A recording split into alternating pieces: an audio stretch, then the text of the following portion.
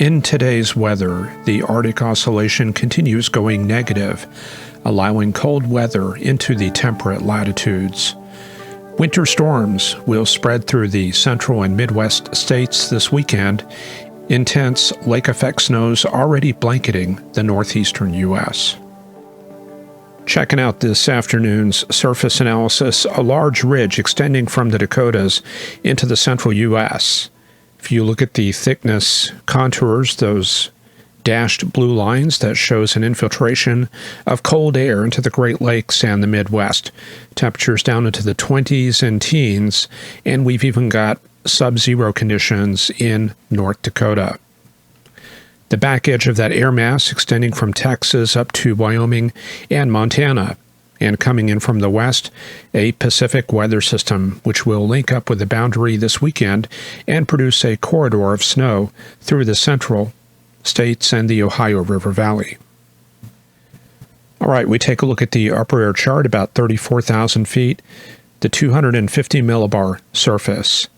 And what we see here is actually a long wave ridge on the west coast being broken down by this trough, currently crossing through that long wave ridge, and that will descend down the backside, and we will get our winter weather system this weekend as it approaches the central U.S. As that ridge rebuilds, we will see an increase in the Pacific North American Oscillation Index that will give us a even stronger northwesterly flow going into next week through much of the western and central U.S. And let's take a look at the upper air dynamics, and some viewers may say, this is too complicated. There's really nothing to it. You just kind of track these red areas and look out ahead of them. That gives you some sense of where the strongest upper level forcing has taken place. And yeah, you can bet that that's heading for the central U.S. For now, though, strong dynamics in the western U.S., the Cascades down at the Great Basin area. Then during the overnight hours, the lift and upper-level forcing shifting into the Rockies, especially in Colorado, Wyoming, Utah, into tomorrow. And gradually the stronger dynamics move out into Kansas, Nebraska, and Oklahoma. The polar front jet running roughly like that.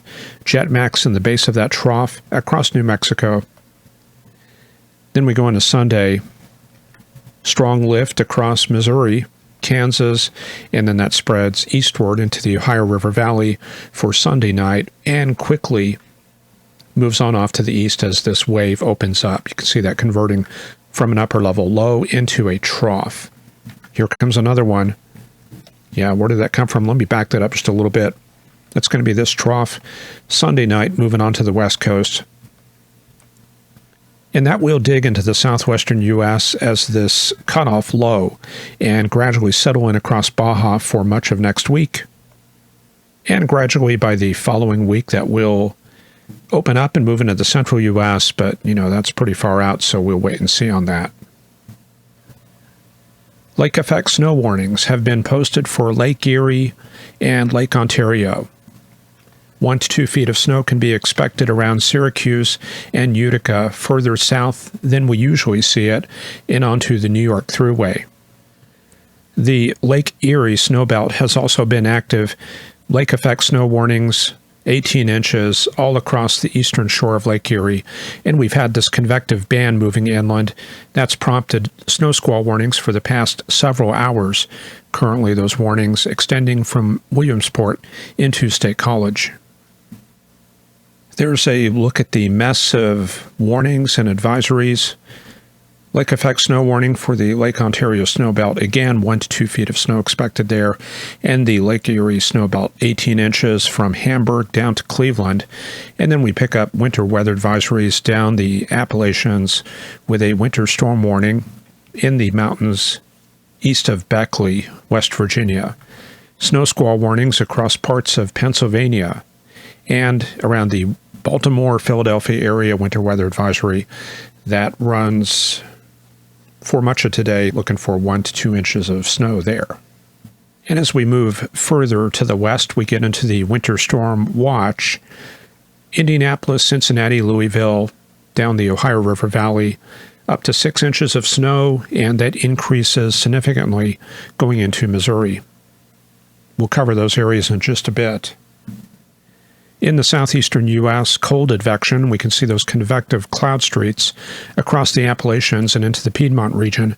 Temperatures there in the 40s and 50s.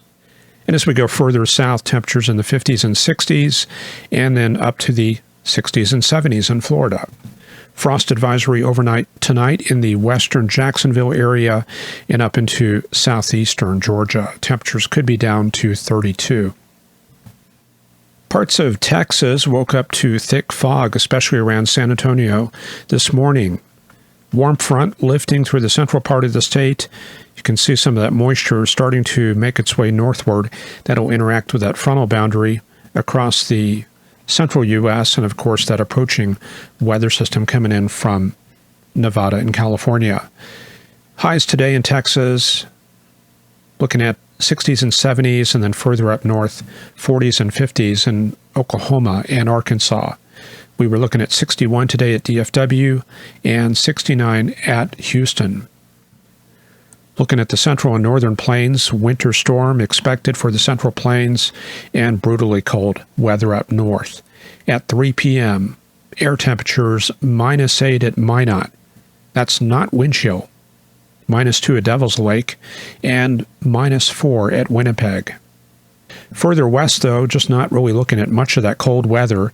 It did reach all the way to Great Falls. They were looking for a high of 12 there. But further south, Sheridan, 31 degrees, Cheyenne, 49, Denver, 53, and even 60s in southern Colorado. However, we do have that northwest-southeast frontal boundary, and that strong Pacific system will be picking up that boundary and developing a wave further south with the wraparound, creating snow and wintry weather across the central states. We'll look at that shortly.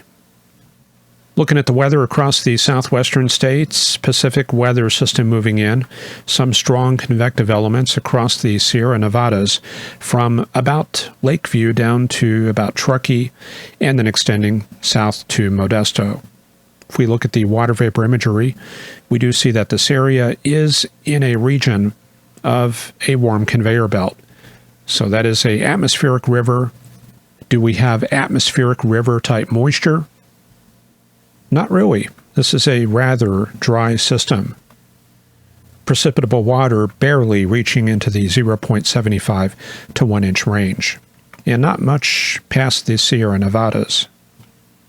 And looking at the northwestern states, 30s and 40s in the interior regions, with 50s in the I-5 corridor this afternoon. Winter weather advisory continues for the Cascades this afternoon, 1 inch of snow and mixed precip. That'll expire this evening. Then we're looking for that continuing in northern Washington, Omak and Colville, looking for about 4 to 7 inches. Progressive upper troughing moving onshore will push the system quickly inland, and that will cross the Rockies tonight and tomorrow and get that winter storm going. And weather headlines are not only in the U.S. We've got some weather going on up there in Alaska. And look at those temperatures down to -47 at Fort Yukon, -46 at Old Crow, and it was -51 at Mayo in Yukon.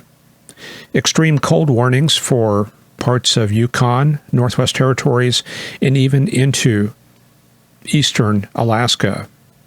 And that's all part of this large ridge, 1040 millibar pressures extending all the way into the Canadian prairies. Now, those pressures are not really as high as we would expect them to be. Typically, in these strong Arctic outbreaks, we're looking at 1050s and 1060s up north. So that is going to limit the push of cold air southward. However, at this time, we do have some of that air moving into Montana, into Alberta, and starting to cross the Canadian Rockies right there. Temperatures down to about 5 to 10 around Prince George southward. The core of the cold air over Saskatchewan this afternoon, -29 up there in the far north, and pretty much no place in Saskatchewan is above -9. They do have extreme cold warnings there. Additional extreme cold warnings in far western Ontario, covering part of the Transcan, where wind chills will be as low as -40, and we have snow squall warnings along the southeastern shore of Lake Huron. The typical areas there around Ontario, they're looking for up to 2 feet of snow by Saturday afternoon. The Hudson Bay region under blowing snow advisories. East of James Bay in Quebec, they have winter storm warnings, and the Eastern Maritimes bracing for a winter storm coming up for Sunday. So why don't we go ahead and look at that forecast, and I'm going to work in some of the snowfall graphics and anything relevant. So let's go ahead and move on forward. There's our Pacific weather system centered in Nevada. It is a typical antifront setup, most of the precip found to the west of the front. Then we go into the overnight hours. Our weather system moving into the Rockies, approaching Grand Junction and Rock Springs. And then by midday Saturday, now we've got our big winter weather event starting to form there in Colorado, and the precip starting up in Kansas. Snow to the north, mixed precip in the central part of the state, and rain down to the south. Then by evening, the precip area starts expanding, 1001 millibar low in the panhandles, and this is a vast area of isentropic lift overrunning and interaction with jet stream dynamics crossing perpendicular over that frontal boundary. Then we see continued development by Sunday. A large area of snow just north of the Interstate 70 corridor, and then spreading south into Dodge City, Pratt, and Woodward. A large area of ice, freezing rain, sleet across central Missouri, and they have ice storm warnings, which just came out this afternoon south of St. Louis in the Ozarks. And we can see the rest of the picture there on Sunday. Strong cold air advection funneling in behind this low pressure area, hitting Oklahoma, Wichita pretty hard, so there will be some, definitely some low wind chills along the I-35 corridor there, and that'll spread southward towards the Red River by Sunday afternoon. And here we have the 3-day snow totals from the National Digital Forecast Database. So it's not just model data. This comes from human forecasters, and there are some very talented people looking at this information. Different Weather Service forecast offices. You can see some slight differences, like right there where the offices have been trying to coordinate and firm up that boundary, but still some differences emerge. So this is kind of a refined look at where that snow is, and we are looking for 10 inches in northeastern Kansas, 10 across the Kansas City area, 10 just north of St. Louis, and about 7 or 8 inches north of Evansville to Cincinnati. And there's how it looks further to the east. You can see the lake effect totals really adding to that accumulation, especially north of Syracuse, 48 inches there at whatever town that is, Fulton, New York. They're going to get hit pretty hard, it appears. Also, we've got ice. Let me see if I can put the ice on here. Ice accumulation in inches. There is the corridor of ice. Let me zoom in just a little bit so you can focus on your area if you live around there. So basically your danger areas from Emporia to north of Springfield, out towards Cape Girardeau, Evansville, and Lexington. So if you live in those areas, it may be a good idea to make sure you're stocked up on water, food, that kind of thing, and prepare maybe for at least a few days of power disruptions. So this is the situation at 6 p.m. on Sunday. Again, total snowfall 10 to 12 inches from about Concordia, Salina, out towards Lincoln, Effingham, and tapering off down to about 8 inches around Indianapolis. The amounts rapidly decrease to the south, but they are replaced by ice and, mixed phase precipitation. That's bad news. Avoid all travel on Interstate 70 between Kansas and Pennsylvania. You probably will get stranded.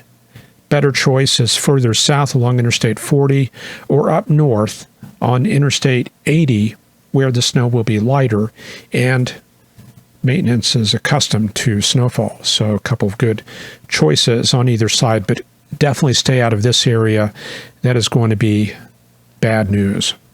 Liquid equivalent in that precipitation running about 0.75 to 1.5 inches. That's almost tropical. And you mix that with those cold temperatures, and we are certainly looking at a winter storm. So take heed. The wave rapidly moves to the east, however, by midday Monday, already approaching the Atlantic seaboard, and then by evening, snow showers in the Chesapeake Bay area, Delaware, southern New Jersey. And by Tuesday, nothing left. Big old high moving into the central part of the U.S., the 540 decameter line, indicating 30s, 20s, extending all the way down to Little Rock and Oklahoma City and Memphis. Then we start to focus on this area, a wave developing along that frontal boundary in northern Mexico.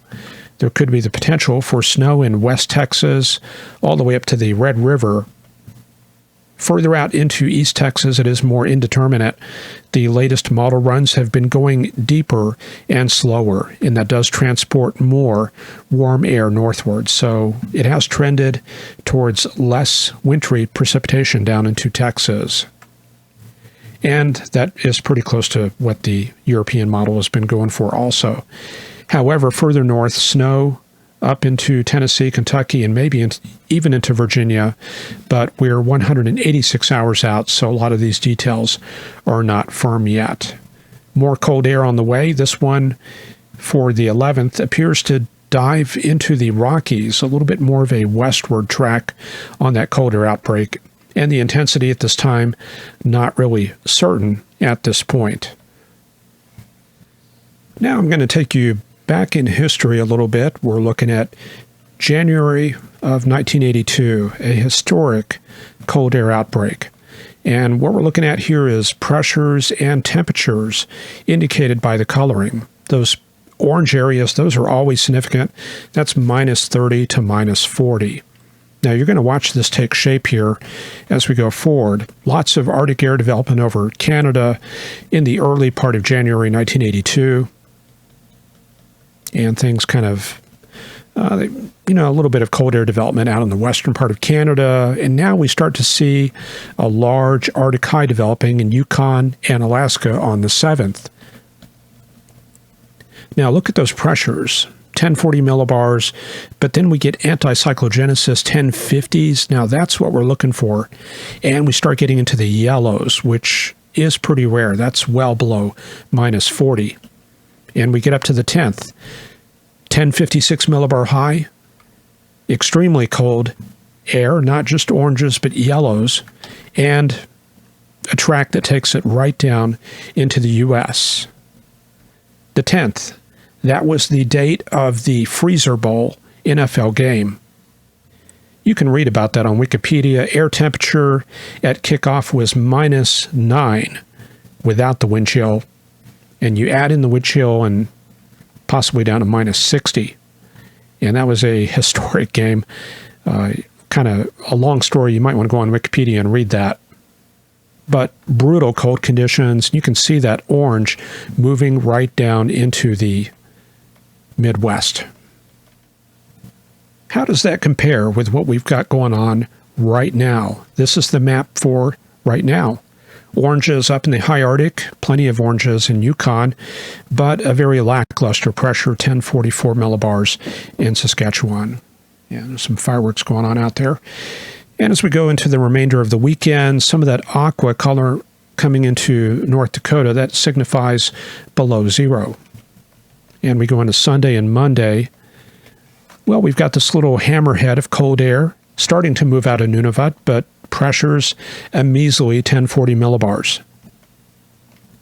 So that's not very much to bring that cold air south. In fact, most of it sinks into Ontario. So we have seen some changes in the models since our show on Wednesday. And we do get some modification of this air across the Great Lakes area. Another surge starting out in the Northwest Territories for Thursday. This is a second push of cold air, and then a third one towards the extended period. So looks like it's continued cold in the northern plains, but I'm not really seeing a whole lot coming down into the rest of the country. This is interesting. Looks like some downslope conditions just east of the Canadian Rockies. And that's the way the cookie crumbles on this Friday. Hope you found the content informative or educational, or maybe entertaining. Never quite sure which way it's going to go. Hope you have a great weekend, and we'll see you soon. Remember, you can pick up my forecast books over at weathergraphics.com, and I hope you will. All right, we'll see you back here on Monday for the Patreon supporters, and on Wednesday for everybody else. Enjoy this great footage by Greg Payne out there in the Texas Hill Country, and we'll see you in a few days. Bye-bye.